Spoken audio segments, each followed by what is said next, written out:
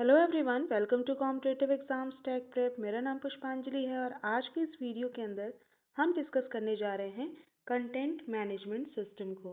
Content management system की हम बात करेंगे web development using PHP subject के अंदर। बहुत इंपॉर्टेंट वीडियो है आपके एग्जाम पॉइंट ऑफ व्यू से। अभी तक आप मेरे चैनल पर जुड़े नहीं हैं तो जुड़ जाइए, कर लीजिए चैनल को सब्सक्राइब और बेल बटन को प्रेस कर दीजिए, जिससे आने वाली वीडियोज़ की नोटिफिकेशन आपको मिलती रहे और ऐसी यूजफुल वीडियोज़ आप देख पाएँ। आप मुझे टेलीग्राम पे फॉलो कर सकते हैं, जहाँ पे मैं नोट्स प्रोवाइड करती हूँ। वहाँ पे लिंक डिस्क्रिप्शन बॉक्स में दिया हुआ है, वहाँ से चेक करके ज्वाइन कर सकते हैं। चलिए स्टार्ट करते हैं अपने टॉपिक को, जो है कंटेंट मैनेजमेंट सिस्टम। आइए बात करते हैं कंटेंट मैनेजमेंट सिस्टम की। तो कंटेंट मैनेजमेंट सिस्टम क्या है बेसिकली? कंटेंट मैनेजमेंट सिस्टम की हम बात कर रहे हैं पीएचपी के अंदर। तो जब भी हम कोई वेबसाइट से रिलेटेड बात करेंगे तो हम जो लैंग्वेज इस्तेमाल करते हैं वो पीएचपी होता है। उसी तरह से हमारा जो कंटेंट मैनेजमेंट सिस्टम है, ये एक तरह से टूल की तरह काम करता है हमारे किसी भी वेबसाइट को डेवलप करने के लिए। तो कंटेंट मैनेजमेंट सिस्टम जो है वो एक टूल की तरह काम करेगा, या फिर हम कह सकते हैं कि ये बेसिकली एक सॉफ्टवेयर प्रोग्राम है जो कि बहुत सारे इंटर रिलेटेड प्रोग्राम्स को कंटेन करता है, जिसके थ्रू आप क्या करते हैं, कोई भी ऑनलाइन कंटेंट या डिजिटल कंटेंट आप क्रिएट कर सकते हैं, या डिफरेंट डिफरेंट डिजिटल कंटेंट्स को आप मैनेज भी कर सकते हैं कंटेंट मैनेजमेंट सिस्टम के थ्रू। ओके, तो एक बार हम फिर से देख लेते हैं कि कंटेंट मैनेजमेंट सिस्टम एक क्या है कि सॉफ्टवेयर प्रोग्राम है जिसमें बहुत सारे आपके इंटर रिलेटेड प्रोग्राम्स होते हैं, और जिसके थ्रू आप क्या करते हैं, ऑनलाइन कंटेंट या डिजिटल कंटेंट जो है वो क्रिएट कर सकते हैं, और बहुत सारे डिजिटल कंटेंट या ऑनलाइन कंटेंट को मैनेज भी कर सकते हैं। तो कुछ एग्जाम्पल देख लेते हैं कंटेंट मैनेजमेंट सिस्टम के, कौन कौन से आपके एग्जाम्पल हो सकते हैं। जैसे जूमला, ड्रुपल, वर्डप्रेस, टाइपो 3, ये सारे आपके क्या है, कंटेंट मैनेजमेंट सिस्टम सॉफ्टवेयर हैं। ठीक है, तो बेसिकली आपने इसमें वर्डप्रेस बहुत सुना होगा। वर्डप्रेस जो है वो बेसिकली क्या है, कंटेंट मैनेजमेंट सिस्टम सॉफ्टवेयर है। ठीक है, तो अगर हम कंटेंट मैनेजमेंट सिस्टम की बात कर रहे हैं तो इसे हम दो एरिया में यूज़ करते हैं। सबसे पहला एरिया है एंटरप्राइज कंटेंट मैनेजमेंट सिस्टम, यानी जहाँ पे हम एंटरप्राइज के कंटेंट को मैनेज करेंगे। और दूसरा होता है वेब कंटेंट मैनेजमेंट सिस्टम, जो कि आपका WCM होता है। इसमें हम इंटरनेट से रिलेटेड कंटेंट को मैनेज करेंगे। ठीक है, तो दो एरिया में बेसिकली कंटेंट मैनेजमेंट सिस्टम को यूज़ किया जाता है। इसमें आपके कंटेंट मैनेजमेंट सिस्टम जो है वो आपका बहुत सारे यूज़र्स को सपोर्ट करता है। उनके काम को करने के लिए अगर कोई भी ऑनलाइन कंटेंट वो क्रिएट कर रहे हैं तो उसके लिए वो बहुत ज़्यादा हेल्प करता है कंटेंट मैनेजमेंट सिस्टम। तो अगर हम वर्डप्रेस की बात करें तो वर्डप्रेस के थ्रू जो भी यूज़र्स हैं वो क्या कर सकते हैं, अपने वर्क प्रोग्रेस को पैरेलली जो है वो क्या कर सकते हैं, रन कर सकते हैं। ठीक है, कंटेंट मैनेजमेंट सिस्टम जो है इसमें आपका टेक्स्ट लेआउट डिज़ाइन ये सारी चीज़ें आ जाती हैं। जैसे कि आप कोई ऑनलाइन आप मल्टीमीडिया कंटेंट अपलोड कर रहे हैं, जैसे कोई फ़ोटो अपलोड कर रहे हैं आप नेट पे, या वीडियो अपलोड कर रहे हैं, ऑडियो अपलोड कर रहे हैं।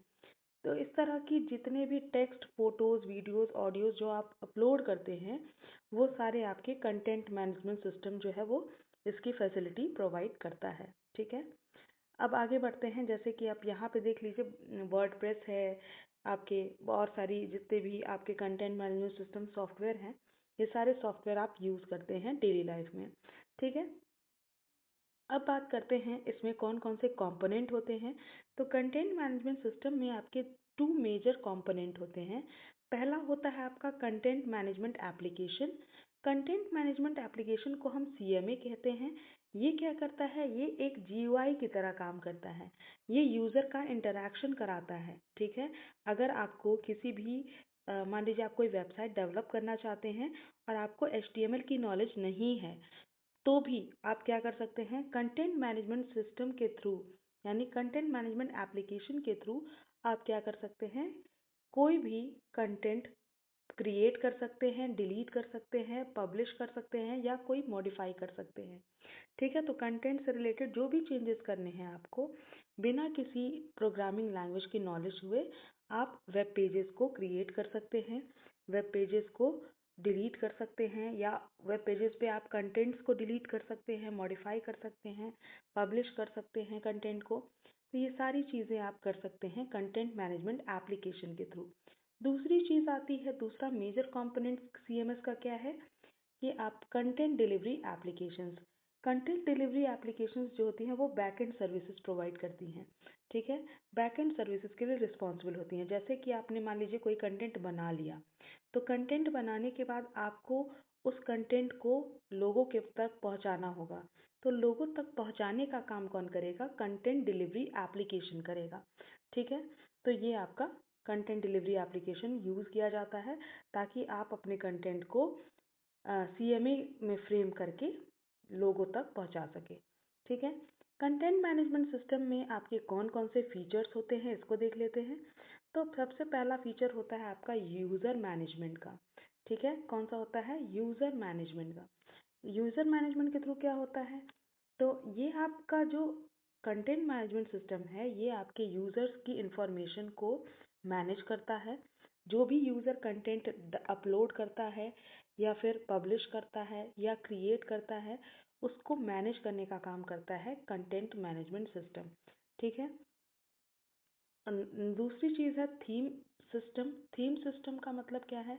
कंटेंट मैनेजमेंट सिस्टम जो है वो आपके वेबसाइट के व्यू को भी चेंज कर सकता है कि किस तरह से आप अपने वेब पेज को दिखाना चाहते हैं, किस तरह से अपने कंटेंट को वेब पेज पे शो कराना चाहते हैं। इसके लिए आप थीम को भी सेट कर सकते हैं।